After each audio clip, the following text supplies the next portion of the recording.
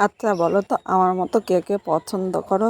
আজকে বেলের শরবত করব, আর এই গরমে দুপুরে বেলের শরবত কিন্তু আমাদের শরীরের পক্ষে অনেক উপকার করে। এইভাবে করলে আমার বাড়ির সবাই কিন্তু খুব পছন্দ করে। ভাবলাম এই বেলের শরবতটা তোমাদের সাথেও শেয়ার করি। প্রথমে বেলটা আমি এই জায়গায় ভালো করে পরিষ্কার করে নিয়ে নিয়েছি, এবার সামান্য জল দিলাম। এখন আমি হাত দিয়ে একটু চটকিয়ে নেবো, মানে এর যে দানাগুলো আছে আর বেলের যে আঁশগুলো আছে সেই আঁশগুলো কিন্তু ভালো করে পরিষ্কার করে নিতে হবে। দেখো এইভাবে আমি মোট করে আঁশ ও দানাগুলো বের করে নিচ্ছি।